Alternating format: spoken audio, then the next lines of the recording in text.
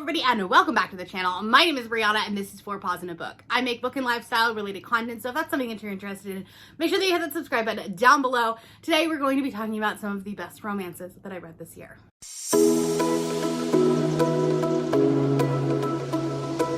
Okay. This is the first time that I have to give this disclaimer in the fact that these are not all of the best romances that I read this year, because there will be romances on my best books of the year, and those are not going to be in this video. These are all of the honorable mentions, the runners up, if you will. If you are new to my channel or you're stumbling upon this video, I am doing a week-long series where I will be talking about some of the best books of the year that I read. I've read over 175 books this year, and I couldn't talk about all of them, so this is how we're doing it. These are our honorable mentions in each genre. I'll leave a playlist up above if you want to watch them all, but here we go. These are in no particular order. They're literally just the order that I wrote them on my list and then pulled them off of my shelf. I am going to add a disclaimer that as of filming this, the Harper Collins union is still on strike, and I will have information linked down below, as well as videos from Jess Owens and Lou Reads things that are very informative on like what is going on with the strike if you are interested in it. Honestly, they're just asking for fair wages. There's also going to be a letter that you can sign in solidarity asking Harper Collins just to come to the table.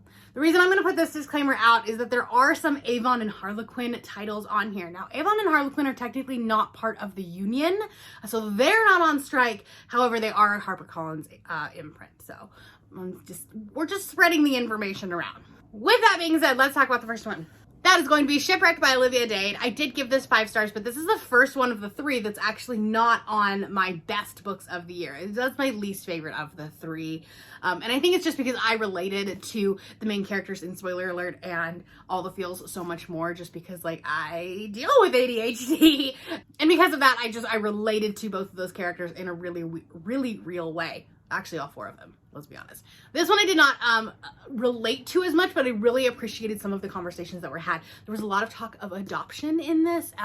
She comes from a very big adopted family, and a lot of her siblings are adopted. So that was really cool as someone who potentially will be adopting one day. That like did definitely strike a chord. Both of these characters are plus size and like worshipped. I love it when plus size characters are in romance, because the thing is as a plus size person, when you're reading some of these like skinny girl romances, you can't see yourself in that romance, and so then you kind of feel a little, I don't know, subpar, like, you know, you're not worthy of that adoration. But when you see a plus size queen just like owning it, chef's kiss. This was really good.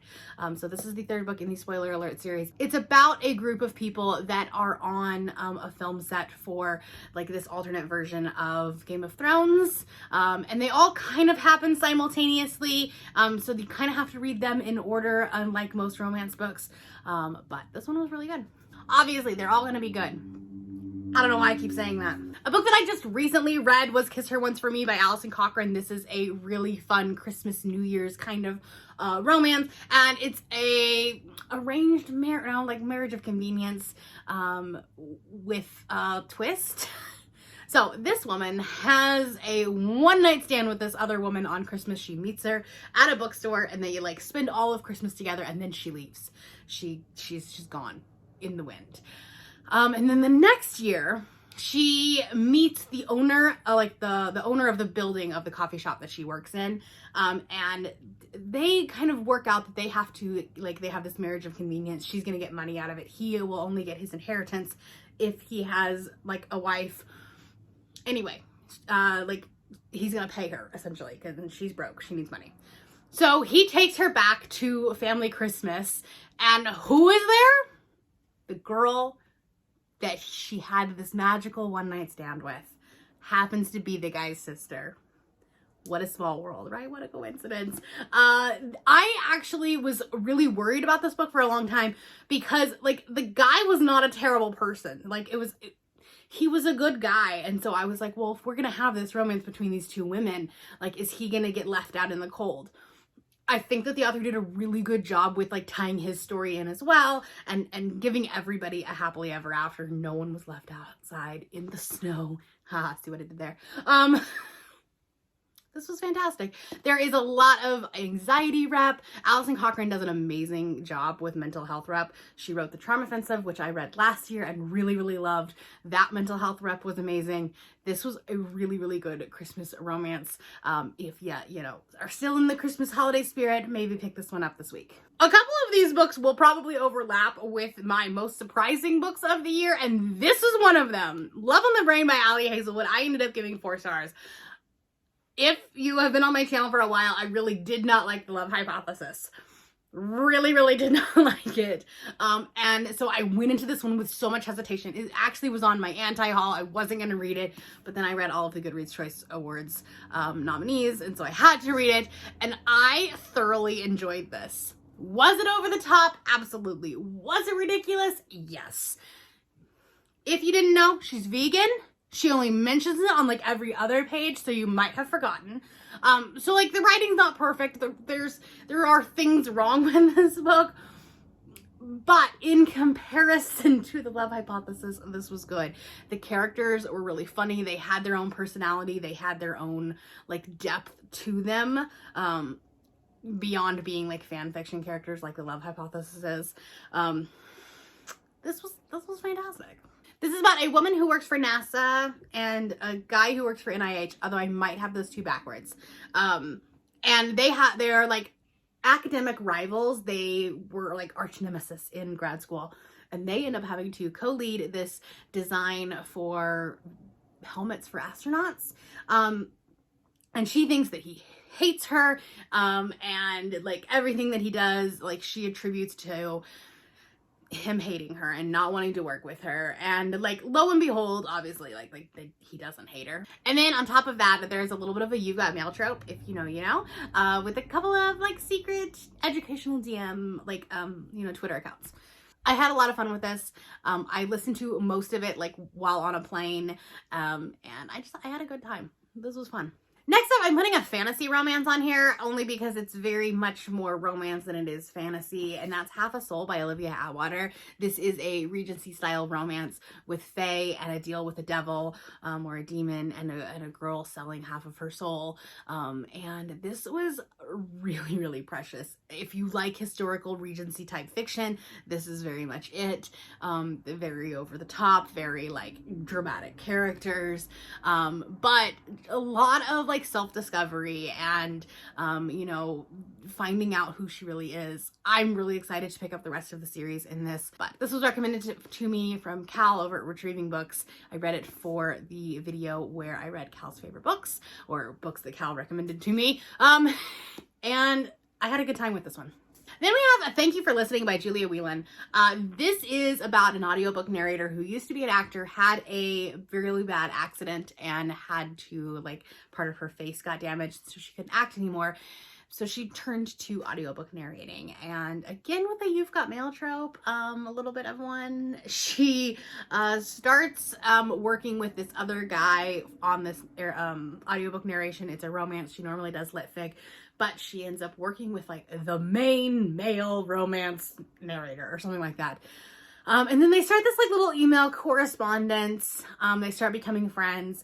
She then meets a guy, like in real life, and they have a one-night stand, and he might, the one-night stand guy might not be who he says he is. You know what I mean? Also, she might not be who she says she is. There's secret identities all around. It was a lot of fun. Julia Whelan narrates the audiobook. She is actually a very well-known audiobook narrator, so it was really cool to like get a little bit of like an inside perspective into like audiobook narrating from someone who does it for a living and does really well at it. It's not supposed to be a self-insert book. She does say that in her author's note, but you kind of do get to see some of those like behind the scenes things. Then we have Queen Takes Rose by Katie Robert.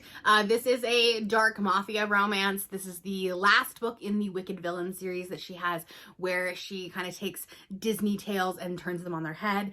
And this is a Maleficent and Aurora retelling, so it's queer, it's sapphic. Malone, who is the Maleficent character, is a dom. Aurora is actually like sold to her, or she's auctioned to her to spend, I think, like a week or something like that. It's been a while since I've read this book. And then they become attached to each other, and it's really, really good. This is probably one of my, like, maybe my second or third favorite in the series. A Worthy Opponent, which is the Tink and Hook, is definitely my favorite, and then the Hades and Meg and Hercules one is pretty good too, which is the second book in the series. But this one's up there as well because it is very, very queer. We love it. Next up, another dark romance, and that is There Are No Saints by Sophie Lark. This was my introduction into very dark romance. This is a serial killer romance. Yep. This is If You by Carolyn Kepnes was a romance. He stalks her. He kind of saves her from this other guy and then lets her go and then like starts stalking her, buys the apartment across from her just so he can like watch her through his window, lets her work in his art space. And then there's not cute romance. Like there is very sadistic, I don't know how to say this without being demonetized. But like, this is not like a cute and fluffy romance. This is extreme. This is intense. This comes with a lot of trigger warnings. So know that going into it. This is not the... When we look at this stack of books, one of these things is not like the others. Let me just put that out there. But I didn't have enough dark romances to talk about on their own, so it's getting put in here. There are a lot of really good conversations in here about self-discovery and knowing who you are and what you want in life, and like, you know, bodily autonomy and things like that. And so like I actually really appreciated that. I don't like the second book in this duology. I don't think that it was necessary, but this is great, and then you can just kind of end here. Okay, if you want the fluff, if you're here for the fluff, we have That Kind of Guy by Talia Hibbert. This is the third and final book in the Ravenswood trilogy. And this is really cute and fluffy, and I love it. We have a demisexual main love interest, actually. He is demisexual. This has fake dating, an older main character. She's 40, which I love reading about older romance, like heroines. You're still badass when you're 40, let me just say. And she needs a date to go to this award ceremony. She's tired of actually dating. And she's met this guy. He's hot as hell. They're friends. He's much younger. And they just decide to kind of fake date. And then he is kind of like working through being demisexual, realizing that he doesn't have the same attraction that like his brothers had and his friends have. And like when other guys talk about girls, he just like doesn't connect that same way. But once he starts talking to Ray and getting to know her, he starts developing those feelings, and it was beautiful. This was really good. Here's the thing. I love everything that Talia writes. Well, except for her paranormal romance. I didn't love that. But like, this was just like peak Talia. It had some of the hot and steamy scenes, but it also had those like cute, heartwarming moments as well. Next, we have a couple of books that I think like there are arguments that say like that this is not romance, that the romance is not the main part of the story. They're shelved as romance, so we're going to talk about them in this video. That argument might be valid. The first is Something Wilder by Christina Lauren. This is kind of like an adventure story. It's a second chance romance. They knew each other as teenagers when he worked on her father's ranch. And then she is now working as a tour guide down in like the Moab area in like Arches National Forest, and like basically does horse rides through the deserts. Like it's very dangerous, things like that. And then he ends up like it's like a bachelor party where they all like are at this wilderness thing. And then there's like this adventure story because they're trying to find the treasure that Butch Cassidy left. So there is definitely a second chance romance in there because they're kind of like, they had feelings for each other as teenagers, and then now they're coming back and like, you know, 15 years later or something like that. And like, obviously, you know, things ignite. However, this is definitely like more adventure than most romances are. There's this one twist that happens like to another character in their group that I did not see coming because I did not think that Christina Lauren wrote that. But here we are. But I had a really good time with this. This one had a lot of twists and turns and things like that. And despite it actually being in Utah and like them not knowing Utah very well, at least like the geography of it, that didn't bug me as much. I say that because that's my biggest problem with autobiography by them, is that they don't understand Utah geography. The other one is The Heart Principle by Helen Huang. I think a lot of people like didn't think that this one was a romance because a lot of her like self-discovery and discovering that she has autism and is like, that's that's why she hasn't been able to relate to her family for years and years and years, is because she's autistic. That's like one of the main focuses of the book. The other big like non-romance plot that is part of this book is that her father, his health starts really deteriorating, cannot speak today, and he ends up passing away, and so she ends up having to like care for him like while his health is declining, and then like there's a lot of like family stuff that goes on with that. But there is this adorable romance between her and Quan. He is just a wonderful, wonderful person. He is there supporting her in every step of the way. And when she realizes what's going on in her brain, she can really like, you know, start to trust Quan and realize that it's not her. It's not like there's nothing wrong with her. She just kind of has to figure out how to work with her brain, which, you know, is fantastic. As someone who's not autistic, I can't really tell you if this is great representation, but I really thought it was. But obviously, like, I'm an outside perspective. Also, I matched today. That's great. Another pair of books that will probably end up on my most surprising list, and that's It Happened One Summer and Hook, Line, and Sinker. This is book 1 and 2 in the Bellinger Sisters duology, and this is about two sisters that are like socialites. They are like, you know, very rich, very privileged. Specifically her, she's kind of like inspired by Alexis from Schitt's Creek. In the first one, she gets in trouble, like she starts a party at a hotel, causes a lot of damage. She ends up having to go to her father's town, which is like this like small town, and work there. Go there. Just go away for a while. Kind of like get out of the media attention. In this one, this is Piper, and she is the older sister. She starts renovating her father's bar, and then she meets the small town like fisherman captain Brendan, and this is like the definition of a grumpy sunshine relationship. This is adorable. I really liked it. One of the things that I don't love about Tessa Bailey is her sex scenes. A lot of times her guys can go from like pure gentlemen to just like completely flip the switch and become kind of an a-hole in bed.